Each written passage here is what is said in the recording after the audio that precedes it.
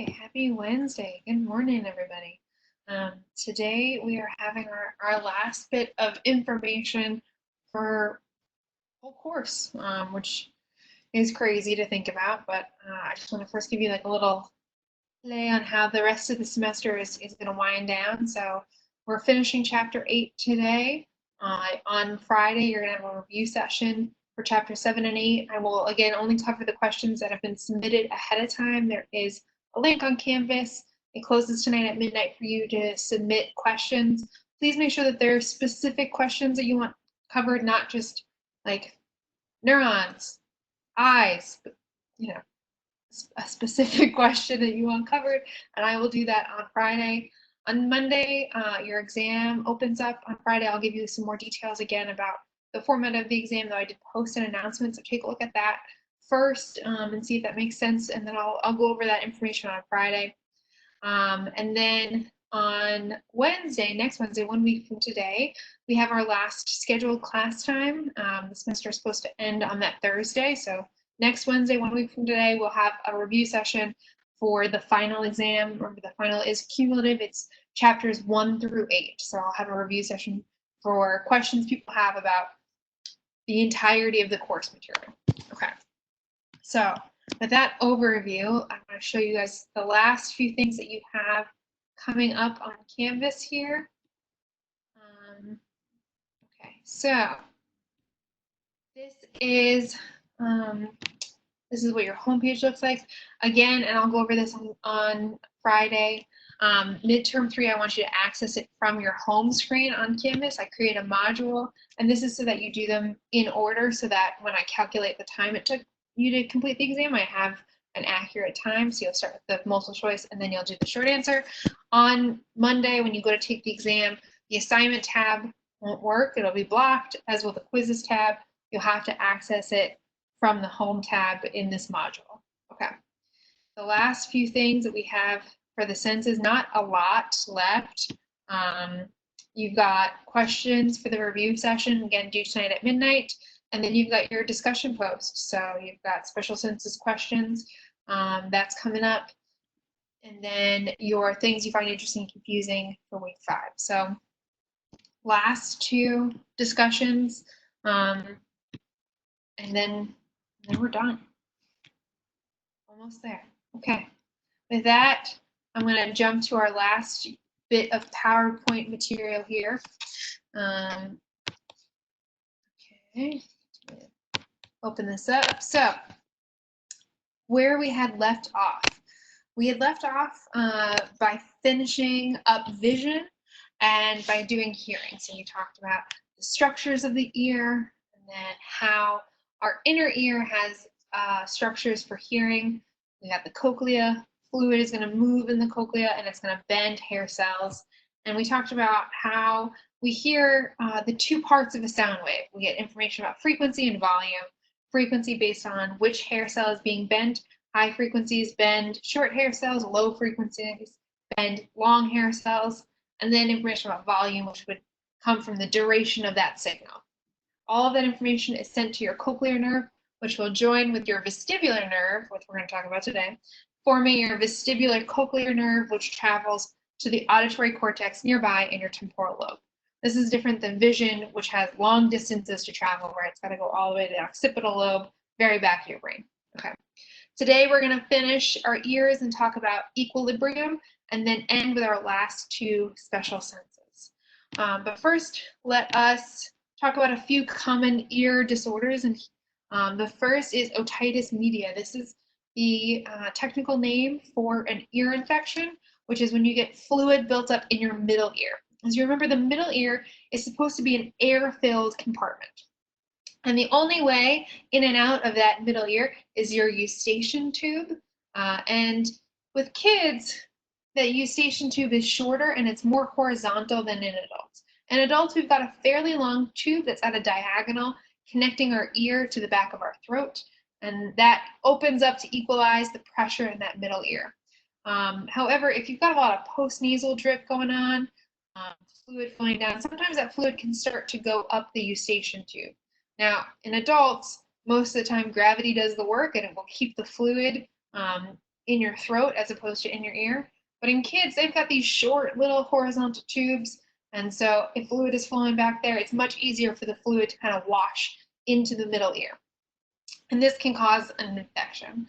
And if kids have chronic ear infection, so it's occurring several times within a 6-month window, they might need to get PE tubes or pressure equalizer tubes, which are literally, in this picture showing you here, like a little bit of plastic that holds open that eustachian tube and allows the fluid to drain out of the middle ear better. Again, it's a very simple surgery. It happens, it's fairly common in kids to have PE tubes, and then after a little while, as the tube starts to grow and develop and grows more into that diagonal, longer position, it will push the plastic out and you'll be good to go. So happens, PE tubes, good for fixing chronic ear infections. Let's talk about deafness. So deafness is any degree of hearing loss. And there are 2 different types of deafness. The first is caused, it's called conduction deafness. And this is when there is an issue with the sound wave moving from your external or your middle ear. And so common causes of conduction deafness can be earwax impaction. So if you use those Q-tips like you're not supposed to when you put them in your ear, you might build up that earwax, cause an earwax buildup, which will be a form of conduction deafness. You might have a hard time hearing. You could also have burst eardrum, so tympanic membrane damage. That will heal over time, but in the beginning you might have some conduction deafness associated with that. All of these are structures that will repair themselves, and so conduction deafness is treated usually by fixing whatever that blockage or that damage is. Sensory neural deafness, on the other hand, is when there is damage to the nervous system structures. And this, as we know, nervous tissue, postmitotic, not going to regenerate.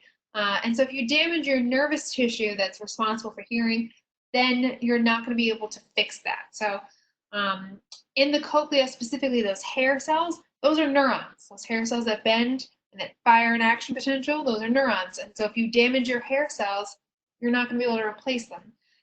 There's also different genetic conditions where people can be born with damage already to their vestibular cochlear nerve, or damage in their auditory cortex, or a tumor could form that could damage their auditory cortex. All of that is considered sensory neural deafness, and it's much more serious. Sensory neural deafness can also happen from loud music, and this is a little soapbox I'm going to stand in about headphones. Okay, you take a headphone, you put loud noises right next to your ear. You are sending way too much signal to your hair cells. And over time, you're going to start to lose those hair cells. And once you lose them, you can't get them back. So your headphones should only be loud enough that you can just hear it. And they should not be so loud that the person sitting next to you can hear your music in your headphones. You also, if you go to a concert or you're engaging with machinery or other things, you need to wear ear protection at the very minimum, like a little ear plug, because otherwise you're going to damage your hair cells and you're not going to get them back, and that's sad. That's upsetting. So keep your music low, wear your ear protection, save your ears. If you have issues hearing, the first line is usually a hearing aid. A hearing aid works to amplify that sound wave in your ear. And this is good for people who have damage to just a few hair cells. This happens a lot when we get older, as I'll talk about on the next slide. So if you have damage to just a few of your hair cells, a hearing aid might help you get some of that hearing back by amplifying the sound wave. If, however, you have complete deafness, or you've got damage to the whole of the cochlea, or damage to maybe the beginning part of your auditory nerve, then you might need a cochlear implant, which is a direct stimulation to the deep part of your auditory, of your vestibular cochlear nerve, and it directly stimulates that nerve. And so this is going to help people hear if they have more severe hearing loss. Okay, so this is a clinical scenario. We've got an 86-year-old man. He's got suspected hearing loss. He has a hard time following conversations if they're in a loud environment. You guys miss loud environments? I do too. And the hearing loss that he's experiencing and the frequency, this is stereotypical of older folks. And so this is called presbycusis. It's age-related hearing loss. And this happens to most people as they get older. Over time, we start to damage our hair cells. And again, these are neurons, they're not going to grow back. And the ones that are damaged are the ones that are occurring closest to that round window. And so these are the high frequency, short fibers at the very beginning, the high frequency noises, these are damaged first. And so older folks have a hard time hearing high frequency noises first. And as the damage progresses, they'll start to be able, or start to lose hearing rather, for more and more frequency sounds. This is maybe going to date me, but when I was in high school, cell phones were just beginning to be a thing. And there was no way on those sorts of older cell phones of silencing your phone. So now you push this little button on the side, right? And it puts your phone on vibrate. That was not a thing. You had to turn your phone completely off. And so there was a ringtone you could download. That's how you did it. You downloaded this ringtone, you paid for it. And the ringtone was a high frequency noise. And the thought was like, your teachers are old, they won't be able to hear high frequency noises, but you, being young and have intact hair cells, you could hear the high frequency noise. So when your phone went off in class, your teacher wouldn't hear it, but you'd be able to hear it. It didn't really work out that well, but the idea was old people can't hear high frequency noises. And that's true, and that's because the hair cells they lose first are those short ones. We went over the different parts of the ear. Let's now talk about the other sense that occurs in your inner ear. We're going to skip that. Okay. And this is your sense of equilibrium. Okay. In anatomy, equilibrium has nothing to do with chemical reactions. If on an exam you tell me about reactants and products and chemistry, I will be very sad. I will also not give you any credit. Because equilibrium has nothing to do with chemistry, everything to do with balance. Equilibrium is our sense of balance. We have two different types of equilibrium. The first we term static equilibrium. And static equilibrium tells us what position our head is in with respect to gravity. Is it up, down? It's what you know when you're touching your toes. You know that you're facing down. It allows you to tell those vertical directions. And to do this, we have an area called the vestibule. So if we go back, we look here, this is our vestibule area, vestibule. And in the vestibule, we have these receptors called maculae that also have little hair cells. So we've got maculae, they have hair cells, and in our ear, in the cochlea, the hair cells were sensing the movement of fluid. Well, for static equilibrium, the hair cells are sensing the movement of otoliths, which are little salt crystals. And when you move your head down, the salt crystals in your vestibule are going to flow over the hair cells of your macula and cause them to bend. So for static equilibrium, we're in the vestibule, we're talking about the movement of otoliths. That's what that looks like. You tilt your head down, the otoliths move, they bend the hair cells in the macula in that vestibule region. They send the signal up your vestibular nerve, which will join with your cochlear nerve, form your vestibulocochlear nerve, and will tell your brain she's bending her head down. Okay. The other part of equilibrium, so we have static equilibrium, up and down. Dynamic equilibrium is angle and rotation, so it's like a spinning motion. And to do this, we use our semicircular canals, which are the ones that look like little hoop earrings. And the semicircular canals, you might notice, point in every plane. So there's one in the X plane, one in the Y plane, and one in the Z plane. And they sense movement, each one specifically in that plane, via the movement of fluid, via the movement of endolith. So the fluid will move through that semicircular canal, and it will end in the region called the ampulla. And in the ampulla, we have a structure called the crista ampullaris that has cupula, which are the term we give for hair cells in that dynamic equilibrium structure in our ampulla.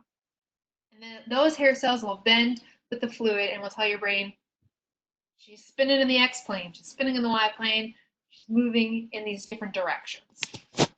This is what that looks like. Again, the endolith is that fluid in our ampulla region, and it's going to get to the crista ampullaris and bend the cupula, bend the hair cells in this region.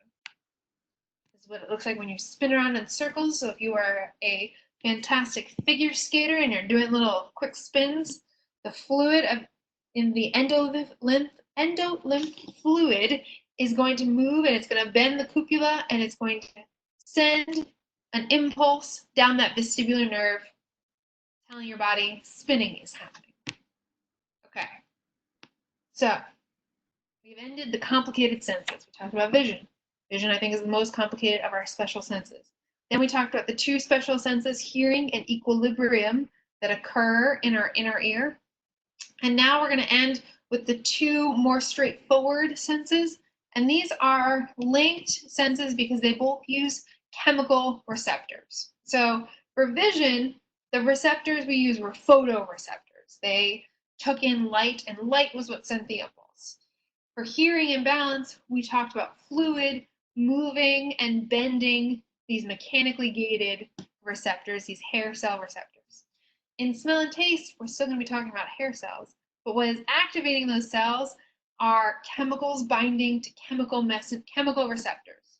This is straight up molecules, ligand-gated receptors. Our learning objectives for this part are to describe the location, structure, and function of our olfactory meaning smell, and taste receptors, and then name our 5 taste sensations. Our olfactory receptors are on the roof of our nasal cavity. So we have these chemical receptors that are going to bind to molecules in the air. And to do that, we need to breathe in our nose. We need to sniff. So this is why sniffing food, you're able to smell it, because the air actually contains little bits of chemicals from your food. And those are going to bind to those receptors on the roof of your nasal cavity. This is what you look like if it's zoomed in. So again, we're still talking about hairs, but here they are cilia.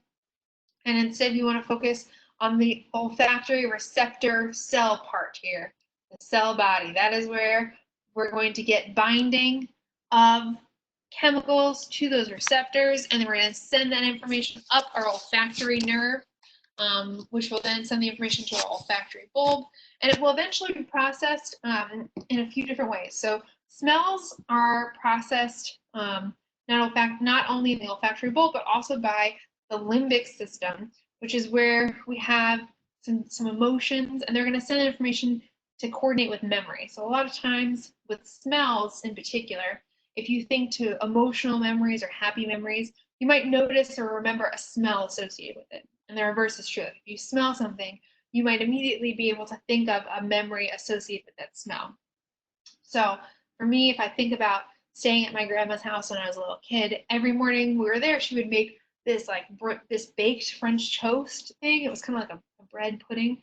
And so whenever I think of mornings with my grandma, I think of the smell of this baked French toast and all that cinnamon, maple syrupy, sugar high smell.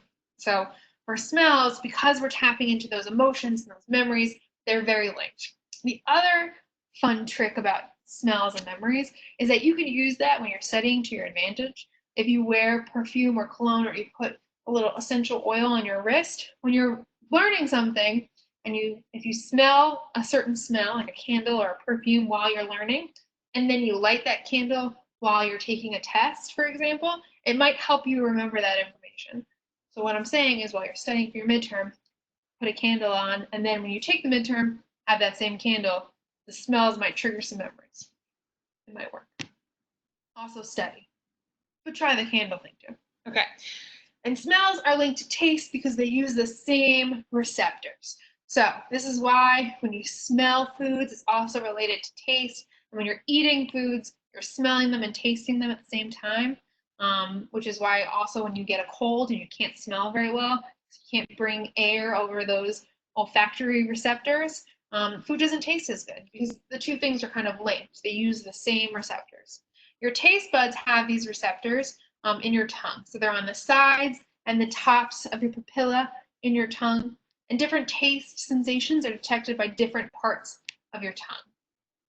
And these also use cells that we call hair cells, but these are more microvilli, so it's different from the hair cells in your ear. And they have, again, those chemical receptors, and they're going to send that information through cranial nerves to your brain. Now, your taste buds on the top of your tongue, these are physically separated from your sensory nerves deeper in your tongue because the top part of your tongue is frequently damaged and can be replaced pretty quickly.